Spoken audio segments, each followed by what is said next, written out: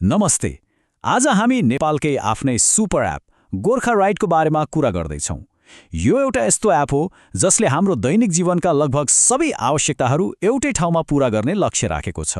एकछिन कल्पना गरौँ त, बिहान कतै जानु पर्यो, दिउँसो खाजा मगाउनु पर्यो, घरको केही बनाउनु पर्यो अनि साँझमा किनमेल गर्नु पर्यो। यी सबैको लागि छुट्टा छुट्टै एप चलाउँदा कति झन्झट हुन्छ होला हैन? हो, सुपर एपले ठ्याक्कै यही समस्याको समाधान गर्छ। गोर्खा राइडले ठिक यही सोचलाई वास्तविकतामा ल्याएको छ।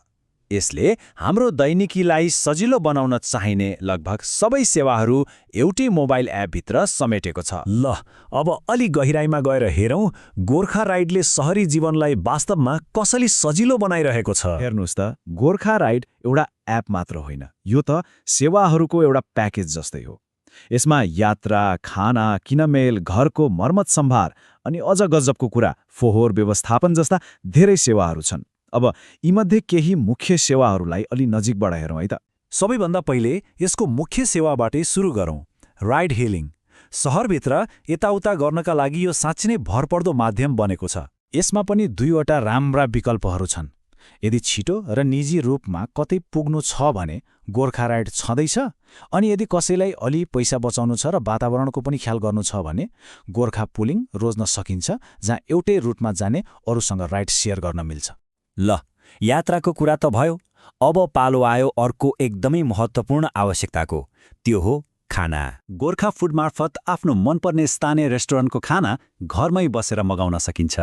त्यति मात्र होइन, गोर्खा शप्सबाट घरलाई चाहिने सामानदेखि लिएर इलेक्ट्रोनिक्ससम्म सबै कुरा औँलाको एक ट्यापमा घरमै आइपुग्छ। अब स्क्रिनमा यो 50+ भन्ने नम्बर देखिरहनु भएको छ। यो के होला?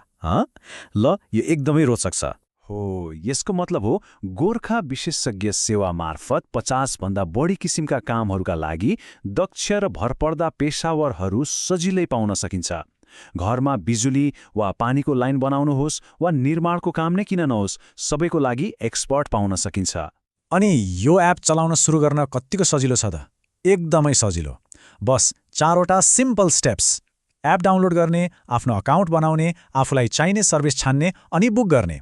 यो सबै प्रक्रिया एकदमै छिटो र सरल छ। अहिलेसम्म हामीले प्रयोगकर्ताको दृष्टिकोणबाट हेऱ्यौँ होइन त?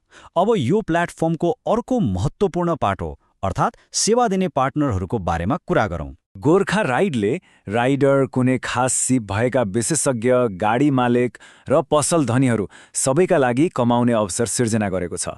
यो एउटा यस्तो इकोसिस्टम हो जहाँ सेवा लिने र दिने दुवैलाई फाइदा पुग्छ।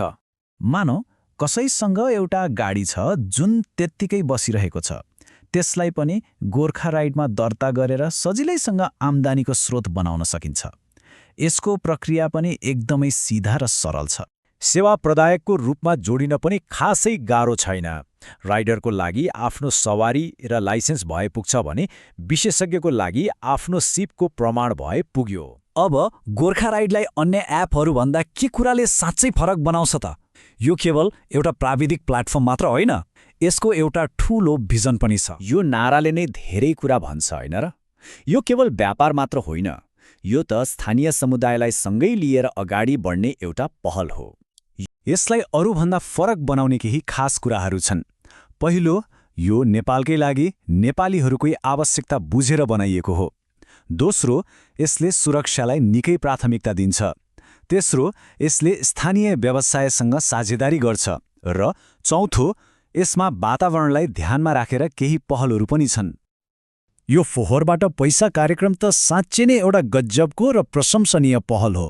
यसले प्रयोगकर्ताहरूलाई आफ्नो घरको फोहोरबाटै पैसा कमाउने अवसर दिन्छ र सँगसँगै वातावरण सफा राख्न पनि मद्दत गर्छ। ल, अब यी सबै कुरालाई समेटेर हेर्दा यसले सुविधाको भविष्यबारे के सङ्केत गरिरहेको छ त? सारमा भन्नुपर्दा गोर्खा राइड एउटा केन्द्रीकृत चौतारी जस्तै हो, जसले समुदायका विभिन्न पक्षहरूलाई सेवा लिनेदेखि दिनेसम्म सबैलाई एउटै ठाउँमा जोड्ने काम गर्छ।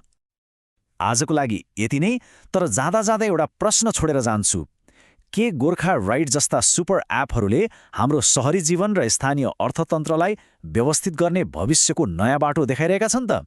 यो साँच्चै नै सोच्नुपर्ने कुरा हो।